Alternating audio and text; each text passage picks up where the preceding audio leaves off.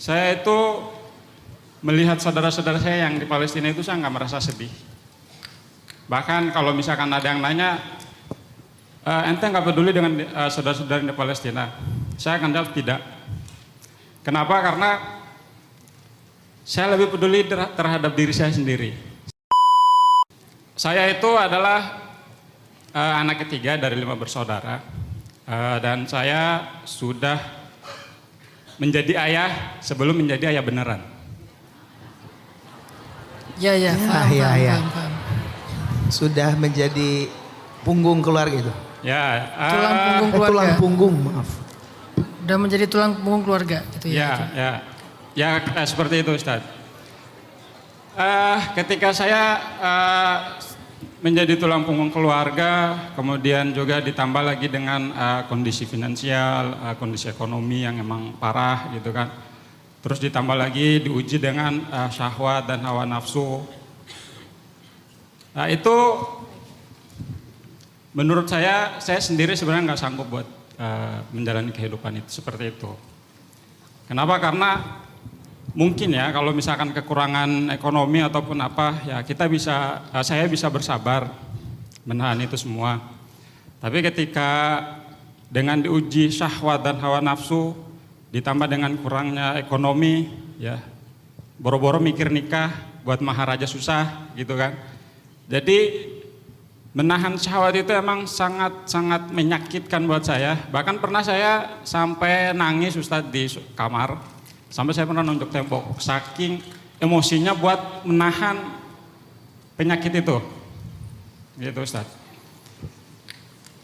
Bahkan saking beratnya Ustaz, saya itu melihat saudara-saudara saya yang di Palestina itu saya nggak merasa sedih. Bahkan kalau misalkan ada yang nanya, ente nggak peduli dengan saudara-saudara di Palestina?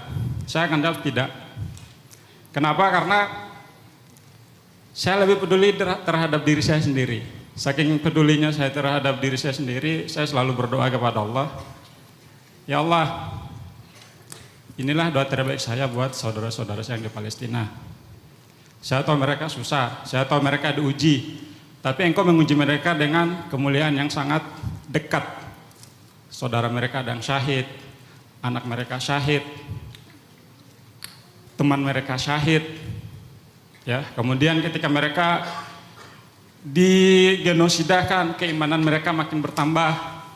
Terus sementara saya sekuat tenaga menahan syahwat dan hawa nafsu agar tidak terjerumus ke dalam perbuatan yang diharamkan oleh Allah.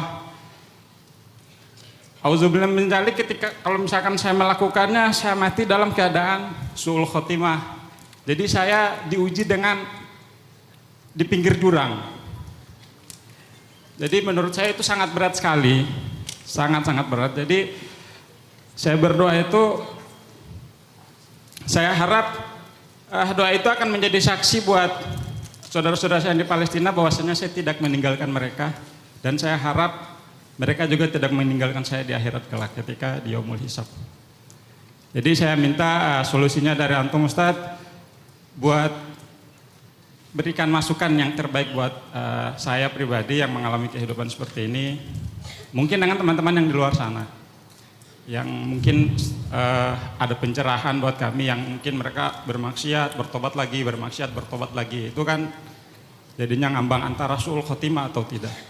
Ya, makasih ya Ajo. Ajo tuh seseorang yang sebetulnya luar biasa ya, dalam ya.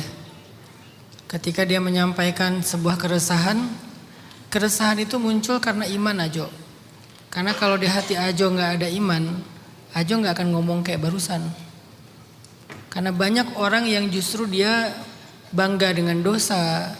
Banyak orang yang rasa berbuat dosa itu biasa aja, nggak muncul lagi rasa resah.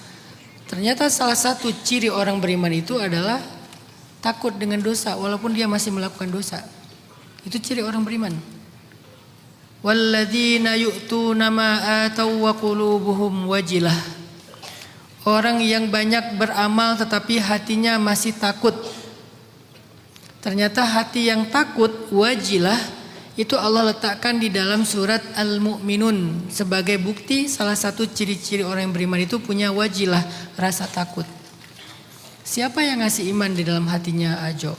Allah. Jadi Allah nggak ninggalin Ajo. Tetapi setiap orang diuji dengan caranya.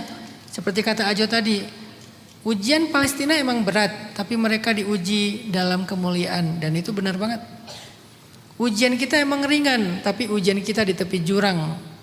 Yang kalau kita kepleset dikit, kita akan jatuh ke lubang kehinaan. Dan itu juga benar banget. Ala syafa hufratin minan nar, kata Allah, di tepi jurang neraka, kata Allah. Jadi saya yakin Ajo ini bukan orang polos nih, orang yang ngerti banget nih. Makanya dia menggunakan istilah-istilah yang sebetulnya itu memang ada dalam Al-Quran.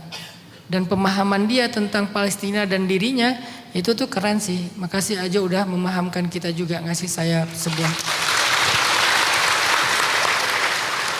saya sebuah sudut pandang. Saya jadi malah merenung ya. Gara-gara Ajo saya malah jadi kayak, waduh, gue nih gitu. Jadi kayak kita ngerasa juga kan semua kita pendosa kan. Cuman Allah menutup aib kita aja kan. Jadi kita kayak ngerasa iya ya, kayak kita nih banyak dosa juga. Tapi oke, karena Ajo udah meminta, saya coba ngasih pandangan dari ulama, bukan dari saya. Karena nasihat itu adalah harta yang hilang dari seorang mukmin, kalau diminta harus dikasih.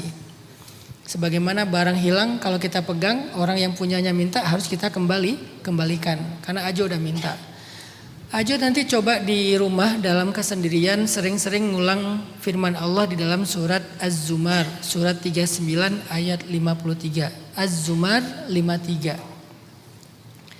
Itu ayat sapaan Allah untuk para pendosa. Allah bilang gini, Qul ya ibadiyalladzina asrafu ala anfusihim. Qul ya ibadiyalladzina asrafu ala anfusihim la taqnatu min rahmatillah. Innallaha yaghfirudz dzunuba jami'a innahu huwal ghafurur rahim.